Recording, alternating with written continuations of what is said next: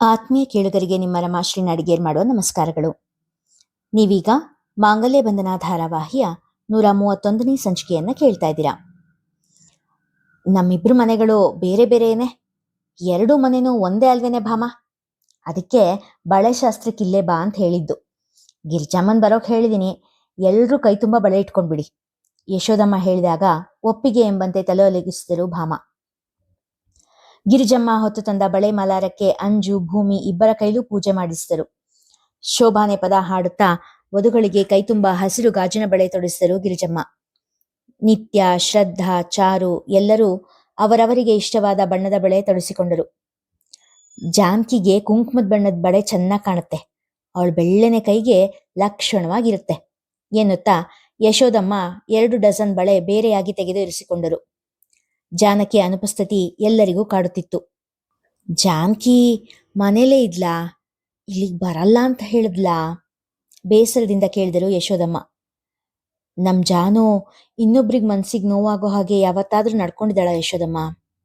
ಅವಳ ಮನೇಲಿ ಇರ್ಲಿಲ್ಲ, ಗುಡಿಗೆ ಹೋಗಿದ್ಲು. ಅವಳನ್ನ ಕರೆ ಕಳಿಸಿ ಇಲ್ಲಿ ಕರ್ಸೋದೇನ್ ದೊಡ್ಡ ವಿಷಯ ಅಲ್ಲ. ಬಳೆ ಶಾಸ್ತ್ರಕ್ಕೆ ಬಾ ಅಂದ್ರೆ ಬರದೇ ಹೋಗೋಳು ಅವಳಲ್ಲ. ಆದ್ರೆ ಖಂಡಿತ ಅವಳ ಮನ್ಸು ನೋಯುತ್ತೆ. ಆ ನೋವನ್ನ ಅವಳು ಯಾರಿಗೂ ತೋರಿಸ್ಕೊಳ್ಳೋದಿಲ್ಲ. ಅದಕ್ಕೆ ಅವಳಿಗೆ ಹೇಳಿ ಕಳಿಸ್ಲಿಲ್ಲ. ಉತ್ತರ ನೀಡಿದವರು ಶಾಂತಾಮಣಿ.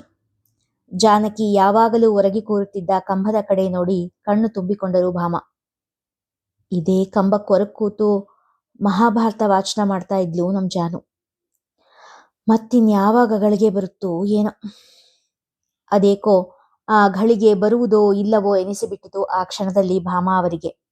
ದುಃಖ ಉಕ್ಕಿ ಬಂದರೂ ಶುಭ ಕಾರ್ಯ ನಡೆಯುತ್ತಿರುವ ಮನೆಯಲ್ಲಿ ಕಣ್ಣೀರು ಹಾಕಬಾರದೆಂದು ತಮ್ಮನ್ನು ತಾವೇ ಸಮಾಧಾನ ಮಾಡಿಕೊಂಡರು ಭಾಮ. ಯಶೋದಮ್ಮ ಹೇಳಿದಂತೆ ಮದುವೆಗೆ ಬೇಕಾದ ಎಲ್ಲಾ ತಯಾರಿ ಮಾಡುತ್ತಿದ್ದರು ಶೋಭನಾ ಹಾಗೂ ಚಾರು. ತೀರಾ ಹತ್ರದವ್ರನ್ನ ಮಾತ್ರ ಮದುವೆ ಕರೆದಿರೋದು. ಊರಿನ ಬೇರೆ ಜನಕ್ಕೆಲ್ಲ 2 ಮದುವೆ ಮುಗಿದ್ಮೇಲೆ ಒಂದಿನ ಸತ್ಯನಾರಾಯಣ ಪೂಜೆ ಅಂತ ಮಾಡಿಸಿ ಊಟಕ್ಕೆ ಹೇಳಿದ್ರಾಯ್ತು.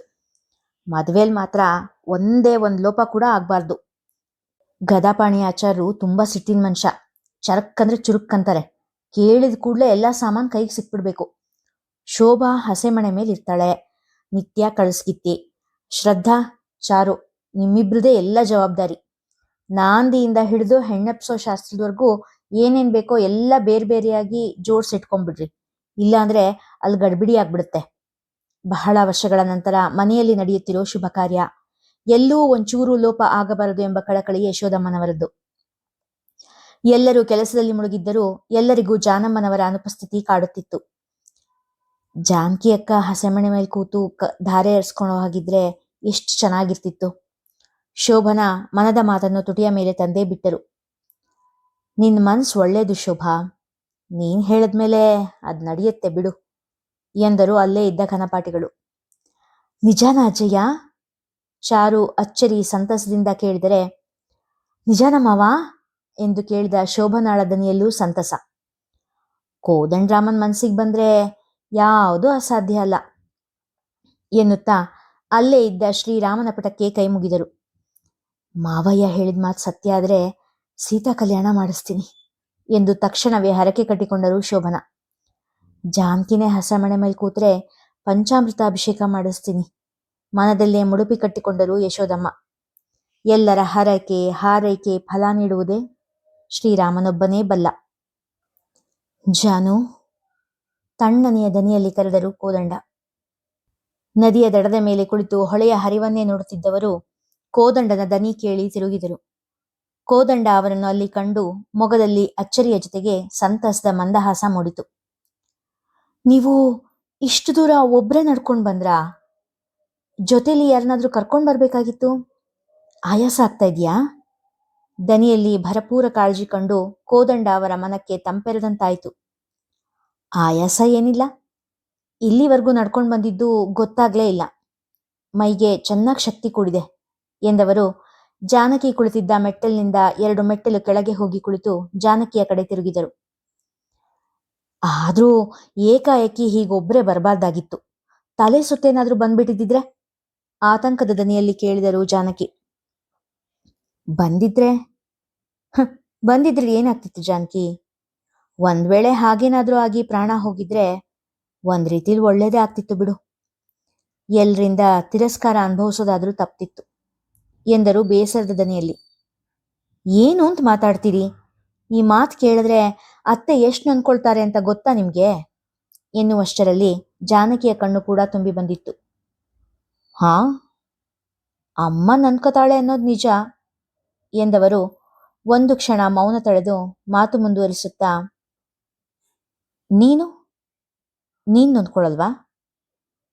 ನಿನಗೆ ಅಂಥ ವ್ಯತ್ಯಾಸ ಏನ್ ಆಗೋದಿಲ್ಲ ಅಲ್ವಾ ಎಂದರು. ಕೋದಂಡನ ಮಾತಿನ ಬಾಣದಿಂದ ಘಾತಗೊಂಡ ಜಾನಕಿಯ ಮನ ವಿಲಾಪಿಸಿತು. ಕಣ್ಣು ತುಂಬಿದ ಕಣ್ಣೀರು ಕೆನ್ನೆ ಮೇಲೆ ಉರುಳಿತು. ಮುಂಗೈನಿಂದ ಕಣ್ಣು ತೊಳೆದುಕೊಂಡ ಜಾನಕಿ ತಮ್ಮ ದೃಷ್ಟಿಯನ್ನು ದಿಗಂತದತ್ತ ನೆಟ್ಟರು. ನಾನು ನಿನ್ನ ಉತ್ತರಕ್ಕೋಸ್ಕರ ಕಾಯ್ತಾ ಇದ್ದೀನಿ ಜಾನು, ಮೆಲ್ಲಗೆ ನುಡಿದರು ಕೋದಂಡ. ಏನು ಅಂತ ಉತ್ತರ ಕೊಡ್ಲಿ? ಗದ್ಗದ ಕಂಠದಲ್ಲಿ ಕೇಳಿದರು ಜಾನಕಿ. 2 ನಿಮಿಷಗಳ ಕಾಲ ಜಾನಕಿಯ ಮಾತಿಗೆ ಏನೂ ಉತ್ತರ ಕೊಡದೆ ಸುಮ್ಮನೆ ಕುಳಿತು ಬಿಟ್ಟರು ಕೋದಂಡ. ನೀನು ಈಗಾಗಲೇ ನನ್ನನ್ನು ಒಂಟಿಯಾಗಿ ಬಿಟ್ಟು ಹೋಗೋದಕ್ಕೆ ಸಿದ್ಧ ಆಗ್ಬಿಟ್ಟಿದೆಯಾ ತಾನೇ?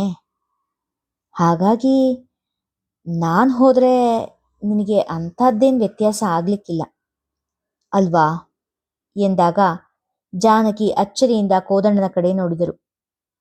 ಒಂದ್ ರೀತಿಲಿ ನಾನು ಹೋಗೋದೇ ನಿನಗೆ ಬೇಕಾಗಿರೋದು ಅಲ್ವೇನು? ಮತ್ತೆ ನುಡಿದರು ಕೋದಂಡ.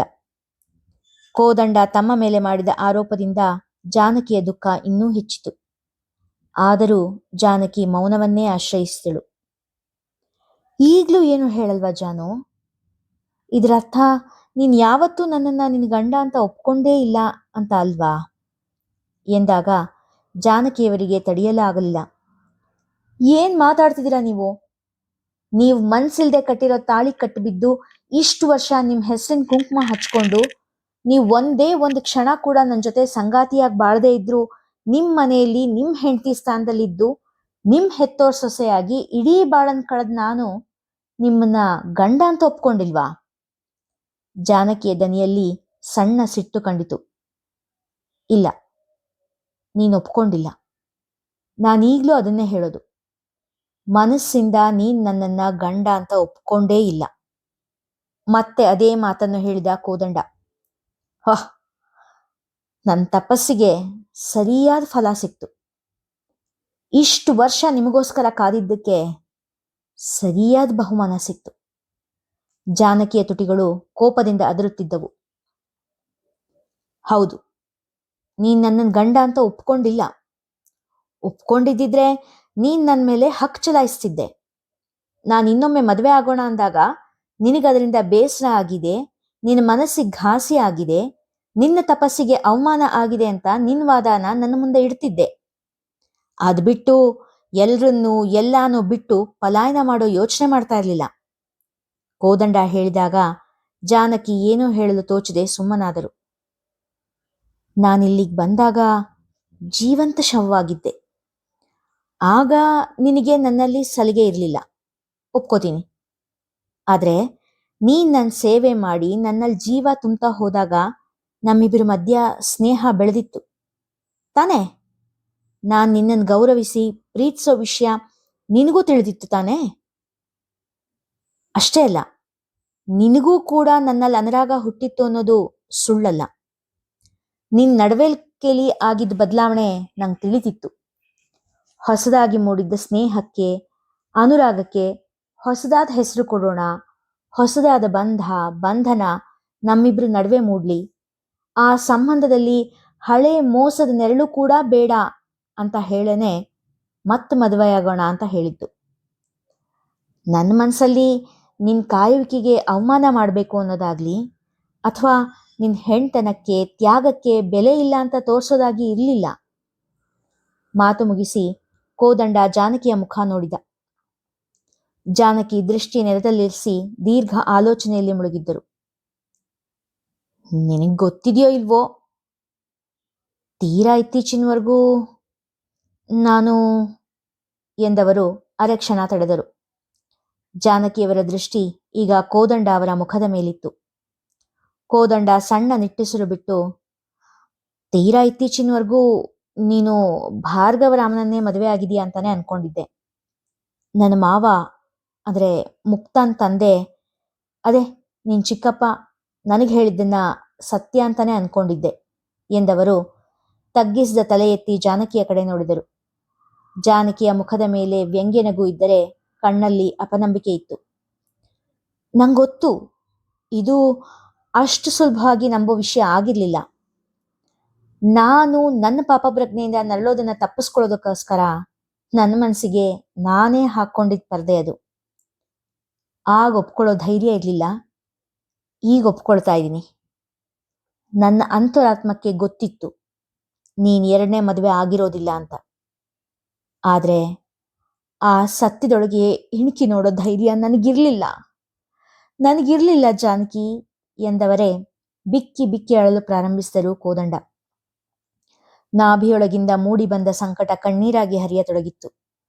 ಕೋದಂಡ ಅವರನ್ನು ಆ ಸ್ಥಿತಿಯಲ್ಲಿ ನೋಡದಾದರೂ ಜಾನಕಿ ನಿಧಾನವಾಗಿ ತಮ್ಮ ಸ್ಥಳದಿಂದ ಎದ್ದು ಬಂದು ಕೋದಂಡ ಅವರ ಪಕ್ಕದಲ್ಲಿ ಕುಳಿತುಕೊಂಡರು. ನೋಡಿ, ಆಗಿದ್ದಾಗೋಯ್ತು. ಚೆಲ್ ಹೋದ ಹಾಲಿಗೆ ಈಗತ್ ಪ್ರಯೋಜನ ಏನು? ಹಿಂದೆ ನಡೆದಿದ್ದನ್ನ ಮರ್ತು ಬಿಡಿ ಎಂದರು ಕೋದಂಡನನ್ನು ಸಮಾಧಾನಪಡಿಸುವ ದನಿಯಲ್ಲಿ. ಜಾನಕಿ 2 ಕೈಗಳನ್ನು ತಮ್ಮ ಅಂಗೈಯಲ್ಲಿ ಬಂಧಿಸಿದ ಕೋದಂಡ, ನನ್ನ ಅಪರಾಧನ ಕ್ಷಮಿಸ್ಬಿಡು ಜಾನು. ನನಗೊತ್ತು ನಾನಿನ್ನ ಅಪರಾಧಿ. ನಿನಗೆ ನನ್ನನ್ನು ಶಿಕ್ಷಿಸೋ ಎಲ್ಲ ಹಕ್ಕು ಇದೆ. ಆದರೂ ನಾನು ಕ್ಷಮೆಗೋಸ್ಕರ ಮೊರೆ ಇಡ್ತಾ ಇದ್ದೀನಿ. ನನ್ನಿಂದ ದೂರ ಹೋಗ್ಬೇಡ ಜಾನು. ನನಗೆ ಶಿಕ್ಷೆ ಕೊಡೋ ಭರದಲ್ಲಿ ನಿನಗೆ ನೀನೇ ಶಿಕ್ಷೆ ಕೊಟ್ಕೊಳ್ಬೇಡ.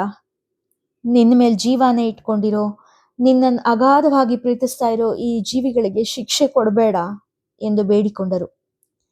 ಜಾನಕಿಯ ಮನದಲ್ಲಿನ ಗೊಂದಲ ಅವರ ಮುಖದ ಮೇಲೆ ಬಿಂಬಿತವಾಗುತ್ತಿತ್ತು. ಹೇಗಾದರೂ ಸರಿ ಜಾನಕಿ ತಮ್ಮಿಂದ ದೂರ ಹೋಗದ ಹಾಗೆ ತಡೆಯಲೇಬೇಕೆಂದು ಪಣ ತೊಟ್ಟಿದ್ದರು ಕೋದಂಡ. ಜಾನು, ನನ್ನ ಬದುಕು ಗಾಳಿಗೊಡ್ಡಿದ್ದ ದೀಪ. ಅದ್ಯಾವಾಗ ಆರಿ ಹೋಗುತ್ತೋ ಗೊತ್ತಿಲ್ಲ. ಇರೋಷ್ಟು ದಿನ ನೆಮ್ಮದಿಯಿಂದ ಬದುಕೋ ಆಸೆ. ಕೊನೆಗಾಲದಲ್ಲಿ ನನ್ನ ಸ್ನೇಹಿತೆ, ಸಂಗಾತಿ, ಜೀವದ ಬಂಧುವಾಗಿ ನಿನ್ನನ್ನ ಬಯಸ್ತಾ ಇರೋದು ಸ್ವಲ್ಪ ದುಬಾರಿಯಾದ ಆಸೆನೇ ಆಗಿರ್ಬೋದು. ಆದರೂ ದಯವಿಟ್ಟು ನನ್ನ ಕೋರಿಕೆ ಬಗ್ಗೆ ಗಂಭೀರವಾಗಿ ಯೋಚಿಸು. ನಿನ್ನ ನಿರ್ಣಯದ ಮೇಲೆ ನಿನ್ನ ಮಕ್ಕಳ ಸಂತೋಷ ಕೂಡ ಅವಲಂಬಿತ ಆಗಿದೆ ಅನ್ನೋದನ್ನ ಮರಿಬೇಡ ಎಂದರು ದೀನಸ್ವರದಲ್ಲಿ. ಜಾನಕಿ ಯಾವ ನಿರ್ಧಾರಕ್ಕೂ ಬರದಾದರು. ತಮ್ಮ ಮಾತಿಗೆ ಏನೂ ಉತ್ತರ ಕೊಡದೆ ಸುಮ್ಮನೆ ಕುಳಿತ ಜಾನಕಿಯವರ ಮೌನ ಕೋದಂಡ ಅವರನ್ನು ಕೊಲ್ಲುತ್ತಿತ್ತು. ನಾನು ಹೇಳೋದೆಲ್ಲ ಹೇಳಿದ್ದೀನಿ. ಇನ್ನು ನಿನ್ನ ಮನಸ್ಸಿಗೆ ಹೇಗೆ ಸರಿ ಅನ್ಸುತ್ತೋ ಹಾಗೆ ಮಾಡು. ಚೆನ್ನಾಗಿ ಆಲೋಚನೆ ಮಾಡಿ ನಿರ್ಧಾರ ಮಾಡು ಎಂದು ಹೇಳಿ ಅಲ್ಲಿಂದ ಹೊರಡಲು ಎದ್ದು ನಿಂತರು ಕೋದಂಡ. ಅಷ್ಟು ಹೊತ್ತು ಒಂದೇ ಕಡೆ ಕುಳಿತಿದ್ದರಿಂದ ಕಾಲು ಜೋಮು ಹಿಡಿದಂತಾಗಿತ್ತು. ಮನೆಯಿಂದ ಹೊಳೆಯವರೆಗೂ ನಡೆದು ಬಂದ ಆಯಾಸ, ಮತ್ತೆ ಅಷ್ಟು ಹೊತ್ತು ಒಂದೇ ಸಮನೆ ಮಾತನಾಡಿದ ಸುಸ್ತು, ಮನದ ಒತ್ತಡ ಎಲ್ಲವೂ ಸೇರಿ ಕೋದಂಡನ ದೇಹ ಜೋಲಿ ಹೊಡೆದಂತಾಗಿತ್ತು. ಕಣ್ಣ ಮುಂದೆ ಕತ್ತಲು ಆವರಿಸಿತ್ತು. ಎದ್ದು ನಿಂತವರು ಹೆಜ್ಜೆ ಮುಂದೆ ಇಡುವ ಮುನ್ನವೇ ಹೊಳೆಯ ಕಡೆಗೆ ವಾಲಿದ್ದರು. ಹೊಳೆಗೆ ಬೀಳುವ ಹೊತ್ತಲ್ಲಿ ಜಾನು ಎಂದು ಕೂಗಿದ ದನಿ 4 ದಿಕ್ಕಿನಲ್ಲಿ ಮಾರ್ದನಿಸಿತು. ಏನು ಅಂದ್ರೆ ಮೆಟ್ಟಿಲಿನಿಂದ ಉರುಳಿ ಬೀಳುತ್ತಿರುವ ಕೋದಂಡನನ್ನು ಕಂಡು ಚೀರಿದರು ಜಾನಕಿ. ಮೆಟ್ಟಿಲ ಮೇಲೆ ಕುಳಿತಿದ್ದ ಜಾನಕಿ ಎದ್ದು ನಿಲ್ಲುವಾಗ ಅವರ ಕೊರಳ ಮಾಂಗಲ್ಯ ತುಂಡಾಗಿ ಅಲ್ಲೇ ಮೆಟ್ಟಿಲ ಮೇಲೆ ಬಿದ್ದಿತು. ಬೆಚ್ಚಿದ ಜಾನಕಿ ಕ್ಷಣ ಕೂಡ ತಡೆ ಮಾಡದೆ ತುಂಬಿದ ಹೊಳೆಗೆ ಹಾರಿದರು. ಅದೇ ಹೊತ್ತಿನಲ್ಲಿ ದೇವಸ್ಥಾನದಲ್ಲಿ ಜಾನಕಿ ಹಚ್ಚಿದ್ದ ನಂದಾದೀಪ ನಂದಿ ಹೋಗಿತ್ತು. ಇಲ್ಲಿಗೆ ಇಂದಿನ ಸಂಚಿಕೆ ಮುಗಿಯಿತು. ಮುಂದಿನ ಕಥೆ ಮುಂದಿನ ಸಂಚಿಕೆಯಲ್ಲಿ. ಕಥೆ ಇಷ್ಟವಾಗಿದ್ರೆ ಹೆಚ್ಚು ಹೆಚ್ಚು ಜನರಿಗೆ ಶೇರ್ ಮಾಡಿ, ಕಥೆಯನ್ನ ಲೈಕ್ ಮಾಡಿ, ಹಾಗೆ ಕಾಮೆಂಟ್ ಸೆಕ್ಷನ್ ಅಲ್ಲಿ ನಿಮ್ಮ ಅಭಿಪ್ರಾಯ ತಿಳಿಸಿ ಪ್ರೋತ್ಸಾಹಿಸಿ. ಧನ್ಯವಾದಗಳು.